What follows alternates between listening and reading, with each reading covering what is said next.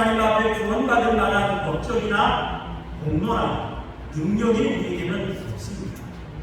허물과 죄로 말미암아 죽었던 우리였습니다.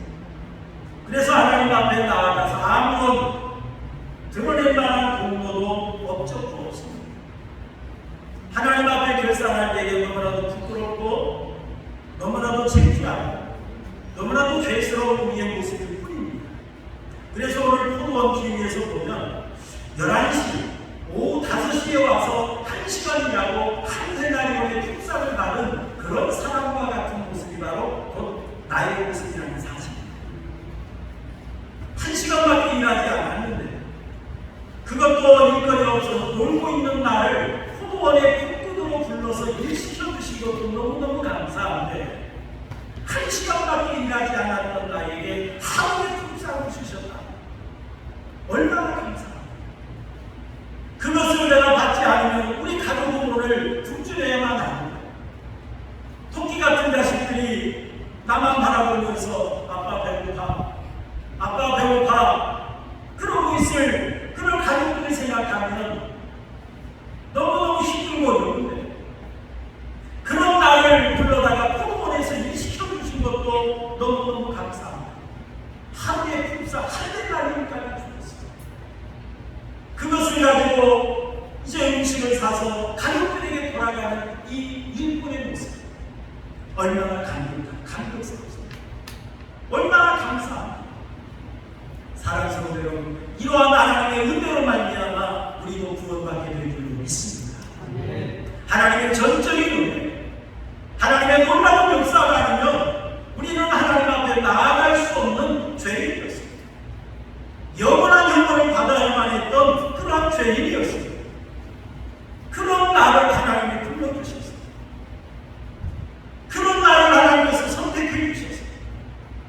그런 나를 구원하기 위해서 하나밖에 없는 독생자를 나의 죄값으로 내어 주셔서 나를 구원해 주셨습니다. 이 은혜가 얼마나 크고 감사한 일이겠습니까? 사랑스러운 여러분, 이러한 하나님의 은혜를 누리시길 바랍니다. 이제는 이 은혜는 여러분들이 누리시길 바랍니다. 여러분 머리로만 알고 있는 신앙 거기에서 머물러서는 안 됩니다. 정말 우리가 성경을 모릅니까? 십자가를 우리가 모릅니까? 잘 알아요. 그러나 머리에 머물러 있던 이 신앙이 우리 가슴으로 내려와요. 하나님의 은혜가 느껴지고 하나님의 사랑이 느껴질 때 눈물이 날 정도로 너무너무 감격스러운 이러한 신앙이 우리에게 있어야 될 줄로 믿습니다. 여러분 11시에 와서 오후 5시에 와서 1시간이라고 흡삭받은 이 사람은 얼마나 좋아했어. 얼마나 좋아했어. 그리고 얼마나 감사했어. 어제도 말씀드렸듯이 내일은 내가 주인에게 이 은혜를 베풀어. 내가 열심히 가서 내일은 더 열심히 가. 그런 마음으로 집에 돌아가서 것이 아마 밤에 잠을 자면서 다짐하고 결심했을 것이 이게 은혜 받은 자의 모습인 줄 믿습니다.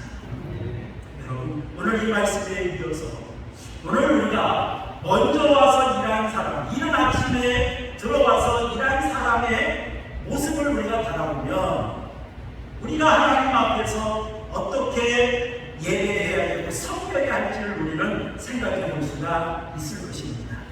여러분 10절에서 12절 말씀을 보면 먼저 온 자들이 이제 열심히 일한 후에 하루에 결산하는 그때입니다. 주인이 결산할 때에 늦게 온 자들부터 불러서 푹상을 줍니다. 한 시간이었음에도 불구하고 한 대나리온의 푹상을 줍니다. 그러다 이른 아침에 일찍 온 사람들은 우리는 더 받을 줄 알고 기대했어요. 우리는 좀 더 주겠죠. 그런데 주인은 동일하게 한 대나리온씩 나눠주는 걸 볼 수가 있습니다. 그러다 그들은 원망했다고 했습니다.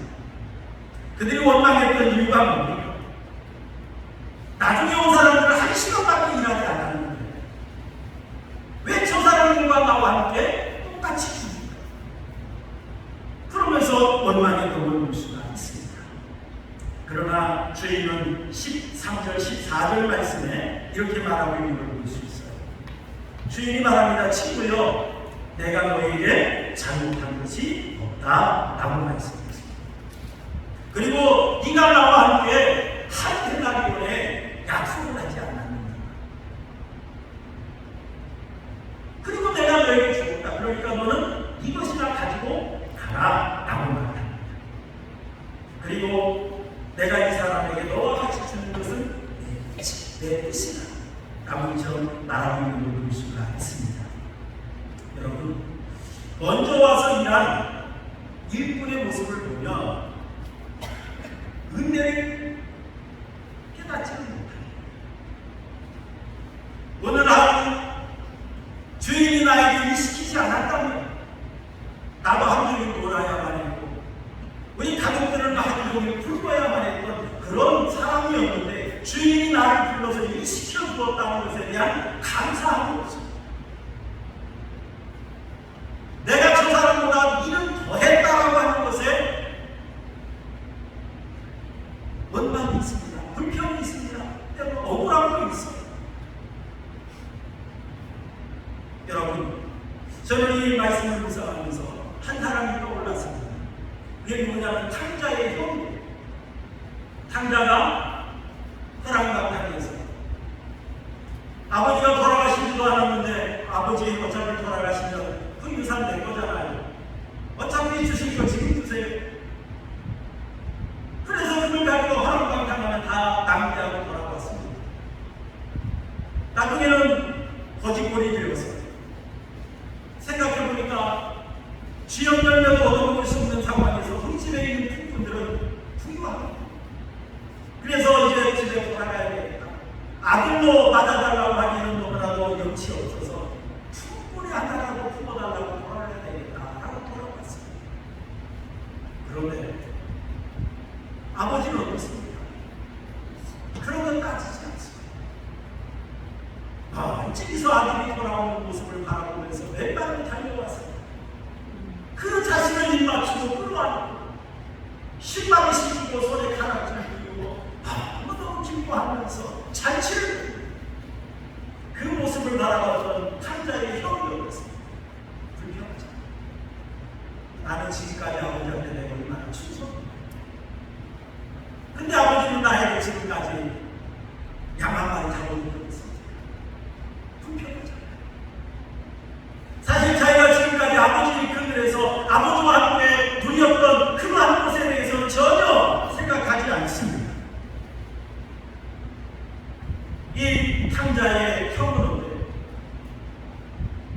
자기가 지금까지 아버지 앞에 어떻게 했는데 이것만 생각합니다.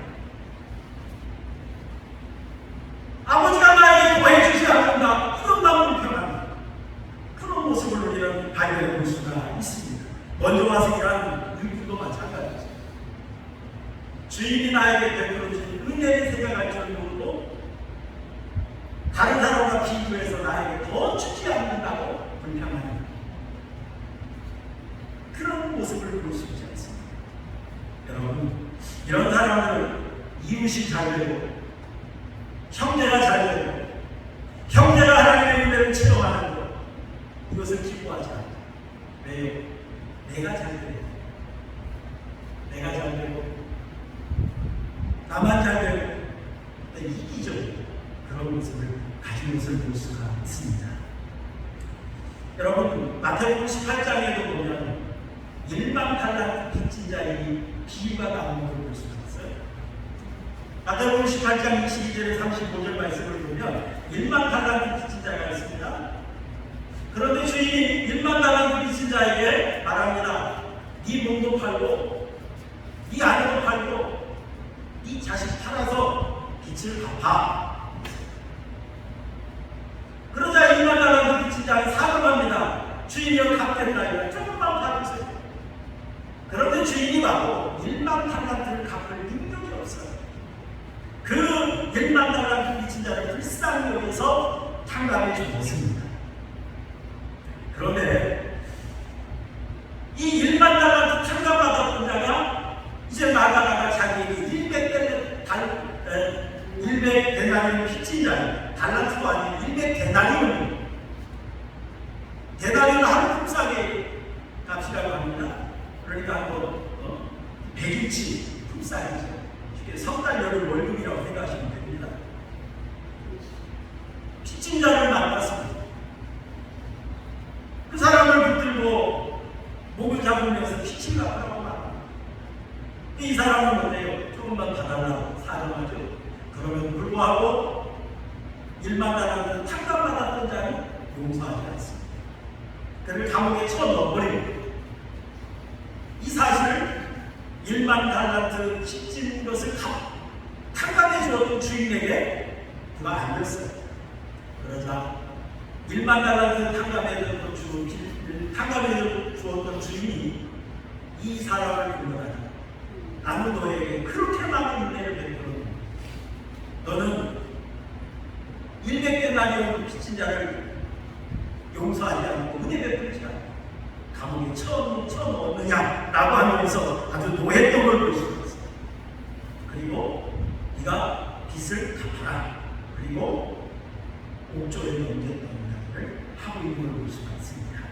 여러분, 하나님의 은혜를 아는 사람은 어떻게 행동할까요? 하나님의 사랑을 깨닫는 사람은 어떻게 살아갈까요? 하나님의 은혜를 아는 사람은 은혜 베풀 줄 알아요. 하나님의 사랑을 아는 사람은 나도 사랑할 수 있어. 하나님의 성품을 깨닫는 사람은 나도 섬길 줄 아는 자. 그런데 먼저 와서 얘기했던 자, 이 사람은 못해요. 1만 달러 빚졌다가 탕감받았던 자, 은혜 받은 겁니다. 자기가 얼마나 귀한 은혜를 받았는지 깨닫지 못하고 용서하지 않고 영혼을 봅니다. 여러분, 사탄이 하는 중요한 일이 있습니다. 사탄이 하는 중요한 일은 뭐냐면 이간질 시키는 겁니다.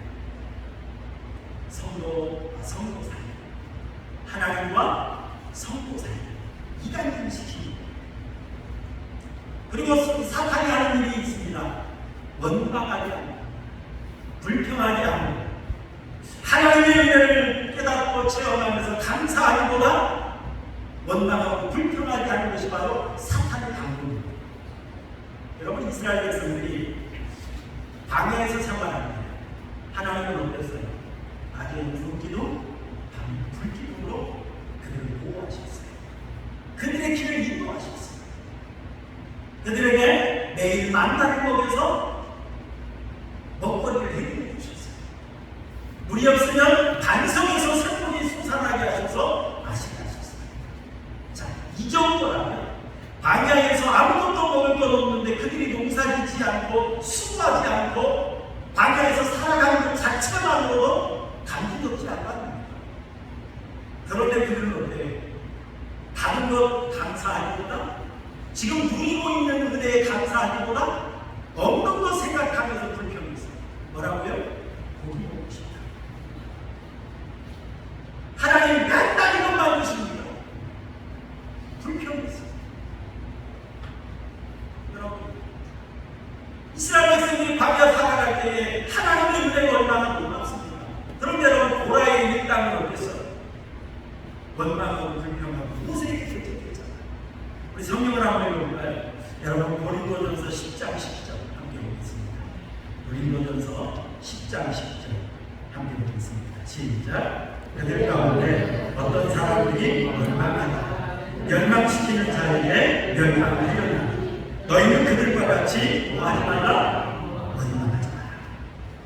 정말 우리가 하나님의 은혜를 생각하면서 감사하고 그 은혜를 나눌 줄 아는 사람이 진짜 은혜 받은 자의 모습을 합니다.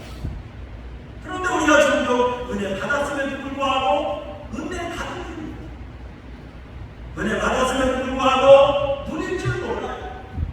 은혜 받았음에도 불구하고 감사할 줄 모르고 나눌 줄은 모릅니다. 그런데 여러분, 11시에 와서 1시간밖에 일 안 하고 품삯 하루에 품삯을 받았던 이 사람의 모습은 어떻습니까?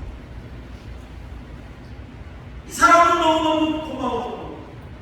하루 종일 일거리가 없어서 일 시켜주는 사람이 없어서 잠들어서 놀고 있었는데 그런 나에게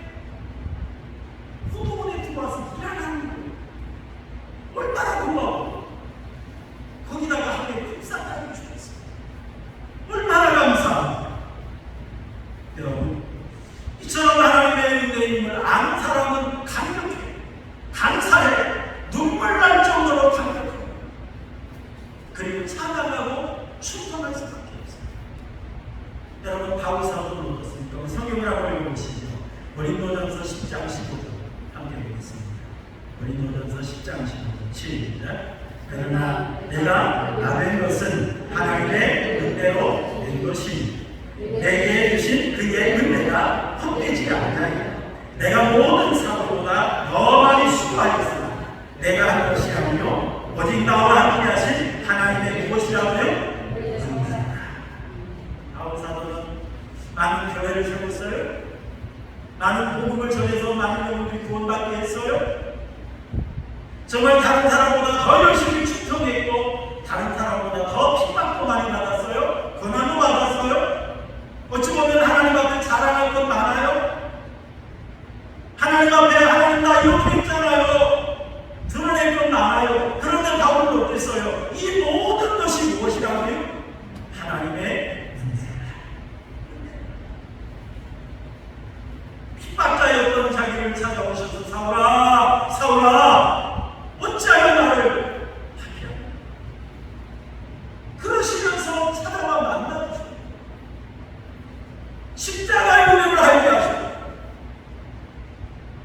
그의 마음속에 하나님의 은혜를 알면서 그 은혜 가지고 충성하게 하셨으니 얼마나 감사해요. 만삭되지 못하여 난자 같은 나에게 주님의 은혜를 알게 하신 그 은혜가 너무너무 감사해요. 그래서 바울은 세상 것으로 자랑할 거 많이 있었잖아요. 그러나 그 모든 건 나는 다 배설물로 이룹니다. 왜요? 주님의 은혜를 아는 것이 가장 소중한 일을 깨닫고 납니다. 이제는 그 복음을 위해서 일하는 이 바울의 모습, 자기의 모든 것이 하나님의 은혜라고 찬양하는 바울의 모습을 보지 않습니다. 사랑하는 성도 여러분, 우리가 구원받은 것이 전적인 하나님의 은혜인 줄로 믿습니다. 정말 우리가 하나님의 십자가의 은혜를 알고 하나님의 사랑 안에서 하나님 앞에 일하게 되는 것, 이것 자체가 하나님의 은혜인 줄 여러분 믿으시길 바랍니다. 우리가 하나님을 찬양할 수 있다는 우리 꿀중창단 제가 앞에서 보면서 참 부러웠어요. 저도 찬양을 참 좋아하고 그런데 목사다 보니까 이렇게 할 기회가 없어요. 제가 할 때마다 하는 사람을 보시면 나도 하고 싶다 그러는데 기회가 쉽지가 않더라고요. 목사의 신분이 참 부럽잖아요. 하나님을 찬양하시고 여러분, 하나님을 위해서 우리가 살 수 있다는 게 얼마나 감사해요. 사랑하는 여러분, 정말 하나님의 은혜로 우리가 구원받았습니다. 이제는 여러분 그 하나님의 은혜를 이제는 깊이 깨닫고 누리시기를 주님의 이름으로 축원합니다.